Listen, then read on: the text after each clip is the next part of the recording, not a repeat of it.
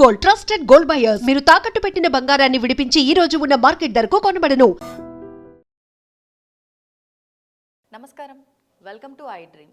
ధర్మ మార్గం విత్ విజిత కార్యక్రమానికి స్వాగతం.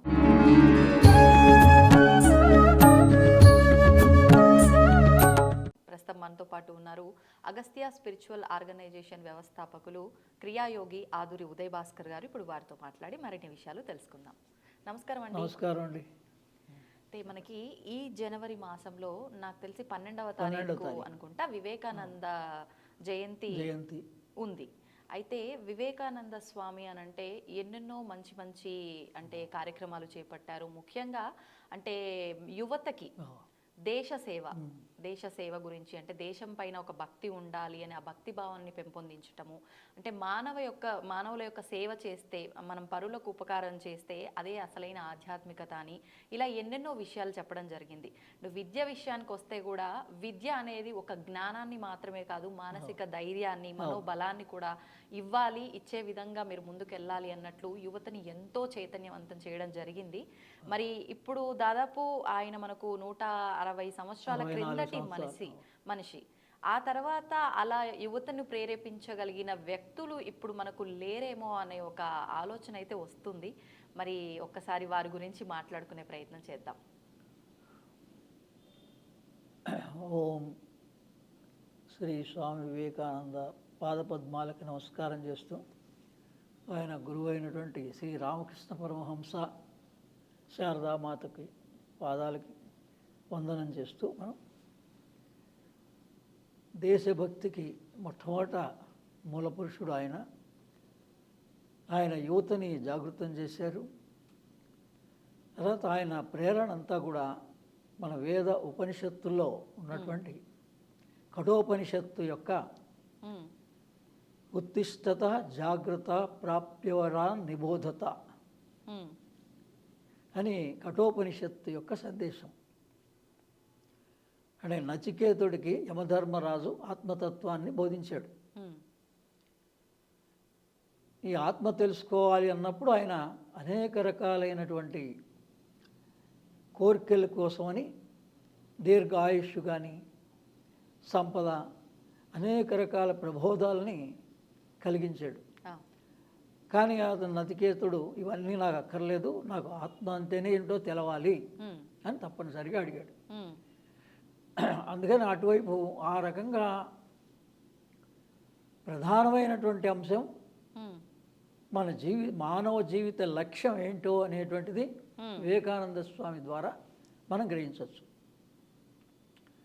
అంటే మనలోని పంచభూతాలు, ఈ పంచభూతాలు ఏ సత్యం ద్వారా అయితే ఆవిర్భావం జరిగాయో, దేని ద్వారా పుట్టాయో, ఆత్మనాకాశ సంభూత ఆకాశాద్వాయు వాయోరగ్ని అగ్నోరాప ఆపహో పృథ్వీ పృథ్వీ ఔషధ అన్నాత్ పురుష. అంటే మనం పురుషుడిగా, అంటే జీవుడిని పురుషుడు అంటారు. ఈ జీవుడు ఆవిర్భవించక ముందు తల్లి గర్భంలో 9 నెలల్లో మొట్టమొదట ఎక్కడి నుంచి మన జన్మ ఆరంభమైంది. అలాగే ఇప్పుడు కూడా పాంచభౌతిక దేహం, ఈ పంచభూతాలు బయట ఉన్నాయి, మన దేహంలో కూడా ఉన్నాయి. ఈ పంచభూతాలని అధిగమించి ఈ సత్యం అనబడేటువంటి ఆత్మలో ఇది లీనం అవడమే ధ్యానం యొక్క ముఖ్య ఉద్దేశం. అందుకని ఆయన ఈ కాలంలో ధ్యానం గురించి చాలా విస్తృతంగా ఆయన చెప్పడం జరిగింది. ధ్యాన మార్గం గురించి యువతకి 2 రకాలుగా ఉంటుంది ధ్యాన మార్గం. ఒకటి యోగ మార్గము, ఒకటి ఆధ్యాత్మికపరమైన మార్గం. ఆధ్యాత్మికపరమైన మార్గంలో కర్మ, భక్తి, జ్ఞాన, ఈ మార్గాలన్నీ ఏవైతే భగవద్గీతలు ఉన్నాయో ఇవన్నీ వీటన్నిటిని ఏమంటారంటే ఆధ్యాత్మికపరమైన ధ్యానం. ఈ రకంగా కూడా ధ్యానం చేసుకోవచ్చు. అదే వీటికి ఆయన రామకృష్ణ పరమహంస ఆయన గురువు, సద్గురువు. ఆయన దగ్గర కూర్చున్నప్పుడు ఈయన ధ్యానంకు సంబంధించినటువంటి కొన్ని సూక్ష్మాలని తెలియజేశారు. ఆయన ధ్యానం చేస్తున్నప్పుడు పక్కన ఒక ట్రైన్ శబ్దం విపరీతంగా వస్తున్నప్పుడు నాకు ధ్యానం కుదరటం లేదు, మరి దీన్ని ఎలా అధిగమించాలి అని అడిగారు ఆయన. అడిగితే రామకృష్ణ పరమహంస అన్నాడు, నిన్ను ఏది డిస్టర్బ్ చేస్తుందో ఆ శబ్దం మీద నీ మనసు కేంద్రితం చెయ్యి. ఈయన కొంత సమయంలోనే ఆ సౌండ్ మీదనే ఈయన మనస్సుని కేంద్రీకరించాడు. దాంతో వెంటనే ఆయనకి మనసులో ఏ ఆలోచన లేకుండా ఆ మానసిక స్థితి వచ్చింది. అది గురువు అనుగ్రహం కొంత, ఈయన శ్రద్ధా విశ్వాసం కొంత. అంటే గురువు యొక్క ఆవశ్యకత ఎంతవరకు ఉంది? గురువు అనేటువంటి వాడు ఆత్మ ప్రబోధం చేస్తాడు. మనలోని ఆత్మ ద్వారానే ప్రేరణ పొందుతుంది, ఇతరుల యొక్క ఆత్మ ద్వారానే ప్రేరణ పొందుతుంది, మనస్సు ద్వారా కానీ ఇంద్రియాల ద్వారా కానీ కాదు. అప్పుడు ఆచరణ సాధ్యం. అందుకని దాన్ని ఉత్తిష్టత, జాగ్రత్త, ప్రాప్యవా నిరోబద్ధత అంటే మన ఇప్పుడు ప్రస్తుత మానవులందరూ కూడా ఆత్మ విషయంలో ఆత్మ నిద్రాస్థితిలో ఉంటుంది, జాగ్రత్త స్థితిలో మనస్సు ఉంటుంది, ఇంద్రియాలు ఉన్నాయి. అందరికీ తెలుస్తుంది కదా. మరి లోపలే భగవంతుడు ఉన్నాడు, హృదయంలోనే ఉన్నాడు అని అందరు చెప్తుంటే అంత సులభమైనటువంటిది ఎందుకు తెలవటం లేదు వేరే వాళ్ళకి? నేను కూడా ఒక 40 రోజుల పాటు వివేకానంద స్వామి యొక్క ప్రేరణతోటి, అనేక మంది గురువుల యొక్క ప్రేరణతో మరోసారి డిసెంబర్ 1 రోజు నుంచి ఈ సంక్రాంతి 15 వరకు దీక్షలో ఉన్నాను. ఏం దీక్ష అండి? అంటే గతంలో నేను 2000 సంవత్సరంలో చాలా అత్యంత కష్టాల్లో ఉన్నప్పుడు దీక్ష వహించాను. అప్పుడంటే మనం ఎప్పుడైనా ఏదన్నా కష్టం వస్తే ఏదో కొండకు మొక్కుతాం, వెంకటేశ్వర స్వామి కల్లా. అలా అప్పుడు తిరుపతి వెళ్ళడం జరిగింది. అక్కడి నుంచి గురు స్థానాల దగ్గర నేను పరమ గురువుల యొక్క స్థానాల దగ్గర దీక్ష వహించి 45 రోజులు తర్వాత జీవితంలో వచ్చిన తర్వాత ఏ వ్యాపారం చేయకుండా అంతటి కష్టం నుంచి చాలా సునాయాసంగా 7 సంవత్సరాల్లో నేను బయటపడ్డా. 1990లో జరిగింది. 1990 నుంచి 1997 వరకు నాకు ఎటువంటి కష్టాలు కానీ ఏవి కానీ లేవు. అంటే ఒక జీవితకాలం మనం తీర్చలేనటువంటి కష్టాలని కూడా, భరించలేనంతటి కష్టాలు కూడా స్వల్పకాలంలోనే గురువుల యొక్క అనుగ్రహంతో గురు మార్గంలో ఉంటే అది ఉపయోగం. అందుకే 2000 సంవత్సరంలో మా గురుగారికి శ్రీ విద్య ప్రకారంగా వెళ్ళినప్పుడు క్రియాయోగ పద్ధతిలో ఇదే ధ్యానం, వివేకానంద స్వామి సూచించిన ధ్యాన యోగ పద్ధతిని మా గురుముఖత ఆయన ద్వారా శ్రీ విద్యాపరమైన క్రియాయోగాన్ని తీసుకొని ఆచరిస్తే 2000 సంవత్సరంలో జనవరి 12వ తారీఖు నుంచి 12, 13, 14 సామాన్యంగా మనకి సంక్రాంతి వస్తూ ఉంటాయి. అవునండి. ఆ సంవత్సరంలో కూడా అలా వచ్చింది, 12, 13, 14. కానీ ఆయన గుర్తుండేలాగా వివేకానంద స్వామి యొక్క సహకారంతో నాకు కూడా జరిగింది. అంటే జ్యోతి దర్శన భాగ్యం కలిగింది 3 రోజుల పాటు. అందుకని నేను ఇప్పుడు కొద్దిగా శరీరం సహకరించకపోయినా కూడా తప్పనిసరిగా ఆయన ప్రేరణ కలిగించి నువ్వు నా గురించి చెప్పాలి ఈ విషయాల్ని. అందుకని ఆయన గుర్తుగా స్తోత్ర విజ్ఞానం అనేటువంటి పుస్తకాన్ని కూడా ఈ కొత్త సంవత్సరంలో మరోసారి రాశాను. ఇది 15వ తారీఖు నుంచి అందరికీ అందుబాటులో ఉంటుంది. వివేకానంద స్వామి గారి గురించి స్తోత్రం అంటే అందులో ప్రధానమైన అంశాలన్నీ సంధ్యావందనం గురించి. మొట్టమొదట ప్రతి మానవుడు ఆయన చెప్పిన సూత్రాలని మనం ఇందులో స్తోత్ర విజ్ఞానంగా నేను పొందుపరిచా. ఆయన మెయిన్లీ మనం 164 సంవత్సరాలు అయింది, మరి ఆయన 32 సంవత్సరాలే జీవించారు. అవును. కానీ ఈ చైతన్యం తర్వాత ఇంకొక జన్మ తీసుకుందా అనే దగ్గర చాలా ప్రత్యక్షంగా ఆయన అమెరికాలో ఒక మాట ఇచ్చారు సాధకులకి. ఆయన ఉన్నప్పుడే ప్రశ్నిస్తే, ఏమండి మాకు మీరు ఆత్మప్రబోధాన్ని ఈ రకంగా మాకు ధ్యానం యోగం కూడా నేర్పిస్తారా అని అడిగారు. అయితే ఈ జన్మలో కాదు, నేను వచ్చిన పని ఇది కాదు ఇప్పుడు, నేను ఇది మత సంబంధమైనటువంటి వాటన్నిటినీ ఒక సమానంగా చూసేటువంటి బాధ్యతలో నేను వచ్చాను. కానీ ఈ యోగము ధ్యానం అనేటువంటిది నీకు త్వరలోనే ఇంకొకళ్ళ ద్వారా సంక్రమిస్తుంది మీకు అన్నాడు. ఇంకొకళ్ళ ఖచ్చితంగా ఆయనే పరమహంస యోగానంద. మనం గుర్తుపట్టలేదండి, మహానుభావులు అనేక జన్మలు తీసుకుంటున్నారు, వాళ్ళ చైతన్యం వీళ్ళలో ప్రవేశిస్తోంది, మనం గుర్తుపట్టాలి. అందుకని ఇది ప్రామాణికంగా ఆయన మళ్ళీ 1922 నుంచి 50 ప్రాంతం వరకు 52 వరకు 32 సంవత్సరాలు 1920 నుంచి 52 వరకు అమెరికాలోనే యోగదా సత్సంగ్ ఏర్పాటు చేసి ఈ క్రియాయోగాన్ని విశ్వవ్యాప్తం చేశారు పరమహంస యోగానంద. ఓకే. అందుకని ఆయన ఎవరో కాదు, స్వామి వివేకానందనే గత జన్మలో. ఆయన అంత స్పష్టంగా చెప్పారు. ఆయన అక్కడ 32 సంవత్సరాలు జీవించాడు. ఈయన జీవితం ఎక్కువే ఉంది. అందులో ఈయన అమెరికాలో 32 సంవత్సరాలు ఖచ్చితంగా అదే కోయిన్సైడ్ అయ్యేలాగా జీవించి మార్గదర్శనం చేశారు వాళ్ళకి. ఆ తర్వాత ఆయన అరవిందో ఘోష్కి 1908-9 ప్రాంతంలో అలీపూర్ జైల్లో శ్రీకృష్ణ పరమాత్మ దర్శన భాగ్యం కలిగిన తర్వాత అరవిందో ఘోష్కి వివేకానంద స్వామి దర్శనమిచ్చాడు. కొన్ని రోజుల పాటు ఇచ్చి అతిమానస స్థితి అని సూపర్ మైండ్ ఉంటుంది మనకి. మన మైండ్ లెవెల్స్ ఉన్నాయి 4 రకాలుగా: higher mind, illumined mind, intuitive mind, overmind, supermind. అన్నిటికన్నా అత్యున్నతమైనటువంటిది అతిమానస స్థితి అంటారు దాన్ని. దీనిలో ఎలా ప్రవేశించాలి అన్నది జైల్లో కూర్చున్న వ్యక్తికి ఆయన రోజు దర్శనమిచ్చి ఈ ధ్యాన యోగ రహస్యాలు చెప్పాడు ఆయన. తద్వారా ఆయన సావిత్రి అనే అద్భుతమైన గ్రంథాన్ని రాశాడు లోకానికి. మీకు దేనికైనా పనికొస్తుంది. ఏ కష్టం వచ్చినా భగవద్గీతలాగా సావిత్రి గ్రంథాన్ని మీకు కనుక చదివితే, ఈ రోజున సైంటిస్టులు కూడా ఆ సావిత్రి గ్రంథం ద్వారానే వాళ్ళకి కావాల్సిన డౌట్స్ అన్నీ క్లియర్ చేసుకుంటున్నారు.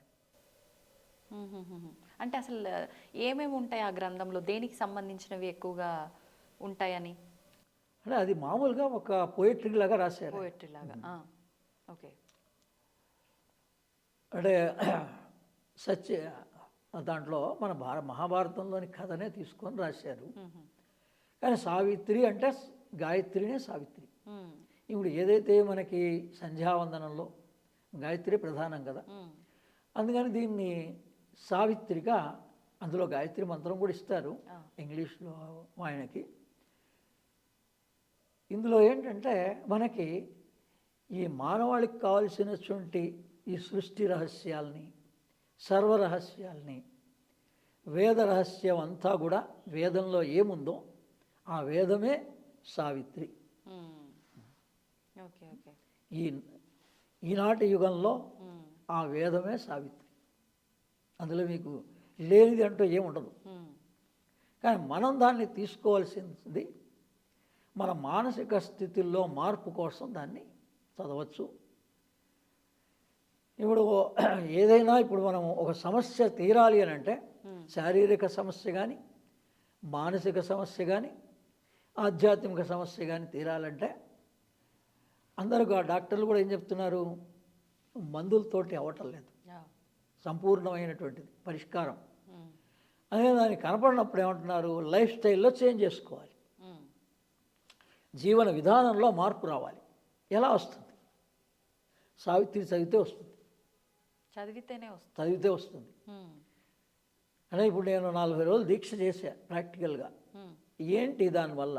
అది ఏ పద్ధతి అనేది వదిలేయండి, ఎవరికి నచ్చిన పద్ధతిలో వాళ్ళు దీక్షలు వహించవచ్చు. కానీ నేను ప్రాక్టికల్గా అనుభవించింది ఏంటి అందులో, ఈ మనస్సు అనేక విభాగాలుగా మన ఆలోచన విధానాన్ని ఊహించడమే ఎక్కువ. అసలు జరిగేది ఒక పద్ధతి అయితే దాన్ని ఊహించి మనం స్ట్రెస్ అండ్ స్ట్రెయిన్ అంతా దానివల్లనే వస్తుంది. రోగం కూడా అంతే. దేహానికి ఉన్నటువంటి సమస్య చాలా చిన్నది, దాన్ని న్యాచురల్గా పరిష్కరించుకోవచ్చు. న్యాచురోపతి ద్వారా కానీ ఆయుర్వేద విధానం ద్వారా మనం పరిష్కరించుకోవచ్చు తత్కాలంలో. కానీ ఇది దీర్ఘకాలం ఉంటుంది. ఏంటి రీజన్ అంటే మానసికమైనదే. అందులో మనం మనస్సుని కనుక మనం సరిచేస్తే మీ సమస్యలు లేవు. ఓకే. అది ఎలా జరుగుతుందంటే ఈ పాంచభౌతిక ఈ 5 భూతాలు మనం ఒక పద్ధతిలో కనుక దీక్ష వహించి మనం ఆచరిస్తూ పోతే రోజు కొన్ని గంటల పాటు మెల్లమెల్లగా మనకి ఈ మనస్సుల యొక్క ఆలోచనలన్నీ స్థిమితపడతాయి. ఎప్పుడైతే మనస్సు శూన్యం అవుతుంది, మనోశూన్యం అన్నారు. అందుకే అమావాస్యని మౌని అమావాస్య అని కానీ అలాంటి పేర్లు ఎందుకు పెట్టారంటే అమావాస్య కూడా దేనికి సహకరిస్తుంది? మనస్సు లేని స్థితి అమావాస్య. ఎందుకంటే చంద్రుడి ద్వారా మనస్సు, వెలుగు ద్వారా మనస్సు, చంద్ర కళల ద్వారా 15 కళలు 15 రోజులుగా మనకి తిథులుగా వస్తున్నాయి. అందుకని ఈ తిథులు ఈ చంద్రుడి యొక్క ప్రభావం లేని రోజు ఏది? అమావాస్య. అంటే మన మనస్సు అప్పుడు నిశ్చలంగా ఉండగలుగుతుంది మనం ప్రయత్నం చేస్తే. మనం ప్రయత్నం చేయకపోతే జరగదు. అదే ఈ విధంగా నాకు కూడా ఆయన ప్రేరణ కలిగించారు. ఇలా పరమశ యోగానంద ఒక జన్మ, అరవింద్ ఘోష్ ద్వారా ఆయన లోకానికి ఈ వేద సారాంశాన్ని మొత్తాన్ని సావిత్రి గ్రంథం ద్వారా 24,000 పేజీలది. అందుకని ఏ గాయత్రి 24 అక్షరాలు ఉందో 24,000 పేజీలతో అద్భుతమైన సావిత్రి గ్రంథాన్ని వివేకానంద స్వామి శ్రీకృష్ణ పరమాత్మ యొక్క ప్రేరణతో అరవిందో ఘోష్ రాశారు. ఏ స్వాతంత్రం కోసం, ఏ దేశభక్తిలో మొట్టమొదటి వ్యక్తి, ఈ దేశ స్వాతంత్రం కోసం పోరాడిన వ్యక్తుల్లో అరవిందో ఘోష్ ఈ గాంధీ కన్నా ముందువాడు ఈ స్వాతంత్ర పోరాటం. అందుకని ఆయనకి దర్శనం ఇచ్చినప్పుడు ఏం చెప్పాడంటే, నీకేం కోరిక ఉంది అన్నాడు. ఈ స్వాతంత్రం కావాలి, ఆ పని నేను చేసి పెడతా, నువ్వు నా పని చేయాలి అన్నాడు భగవంతుడు. అందుకని మనం ఎప్పుడైనా దీక్ష వహించినప్పుడు మహానుభావులు, ఋషులు, గురువుల యొక్క వాళ్ళ ఆశయాన్ని మనం కనుక ఉడతాభక్తిగా మన మనస్సు అంగీకరిస్తే మన సమస్యలన్నీ వాళ్ళ ద్వారా నెరవేరుతాయి. అది దేవతలు అనుకోండి, గురువులు అనుకోండి, ఏమన్నా అనుకోండి. అందుకని దీక్షలో ఈ పరివర్తన వస్తుంది మనస్సుకి. దీని ద్వారా మనకి సమస్య సమాధానం వస్తుంది. మామూలుగా మనం కనుక ఒక 4 రోజులు ప్రయత్నం చేస్తే సంవత్సరాల తరబడి సమస్యలు అలాగే ఉంటున్నాయి, కానీ వాటి పరిష్కారం దొరకదు. కానీ మీరు సవ్యమైన మార్గంలో కనుక ఒక 40 రోజులు దీక్ష వహిస్తే మీరు ఏదన్నా చదవండి. అప్పుడు మహానుభావుల యొక్క జీవిత చరిత్ర చదవండి, స్వామి వివేకానంద జీవిత చరిత్ర చదవండి, రామకృష్ణ పరమహంస జీవిత చరిత్ర చదవండి, అరవిందో ఘోష్ జీవిత చరిత్ర చదవండి. ఈ రకంగా ఆయన ప్రేరణతో మన యువత ఈ రోజున ఏదైతే మనోదౌర్బల్యంతో ఈ ఆత్మహత్యలు చేసుకుంటున్నారో ఈ పరిస్థితి రాదు. మనం చదువులో ఫెయిల్ అయినా మనం ఆత్మహత్య చేసుకోక్కర్లే. మనం కావలసిన కోరిక నెరవేరకపోయినా మనం అంత ఆత్మధైర్యం వస్తుంది, ఆత్మవిశ్వాసం వస్తుంది వివేకానంద స్వామి యొక్క ప్రేరణతో. అదే నా వరకు నా వంతుగా నా గురువుల యొక్క వాళ్ళ కృతజ్ఞతా భావనగా స్తోత్ర విజ్ఞానం అనేటువంటి పేరుతో, అంటే సూర్యుని యొక్క 7 కిరణాలే 7 రంగులు 7 రకాలైన ప్రేరణ కలిగిస్తాయి. వాటిని ఉదాహరణగా ఒక 7 స్తోత్రాల పేర్లతో నేను ఈ స్తోత్ర విజ్ఞానాన్ని రాశాను.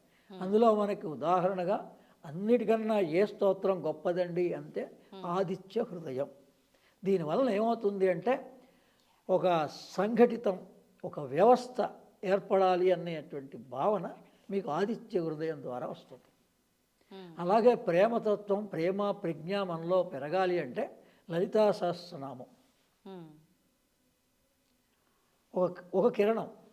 అలా ఈ సూర్యుని యొక్క 7 కిరణాలు మనకే ఉపయోగపడతాయి. ఒకటి విజ్ఞానాన్ని అందిస్తుంది, ఒకటి వ్యవస్థను అందిస్తుంది, ప్రేమను అందిస్తుంది, సంతులనాన్ని అందిస్తుంది, సమత్వాన్ని కలుగజేస్తుంది. ఇలా 7 రకాలైనటువంటి కిరణాలు ఈ లోకంలో ప్రసరింపబడతాయి. వీటినే ఋషులు మహానుభావులు అంతా స్తోత్రాలుగా మనకు అందించారు. వాటికి ఉదాహరణగా సింపుల్గా ఒక 80 పేజీల పుస్తకంలోనే నేను ఈ విషయాలన్నీ కూడా రాసి ధ్యానానికి, యోగానికి, సమాజానికి, మెయిన్లీ యువతకి ప్రేరణ కలిగించడానికి, వాళ్ళకి ప్రతివాడికి సంధ్యావందనం యొక్క అసలు అర్థాన్ని తెలియజేయడానికి ఈ పుస్తకాన్ని రాయడం జరిగింది. ఆ పుస్తకం 15 నుంచి 15 సంక్రాంతి సందర్భంగా విడుదల చేస్తున్నాం. సంక్రాంతి నుంచి అగస్త్య స్పిరిచువల్ ఆర్గనైజేషన్ వెబ్సైట్లోకి వెళ్తే మీకు డీటెయిల్స్ అన్నీ తెలుస్తాయి. ధన్యవాదాలు.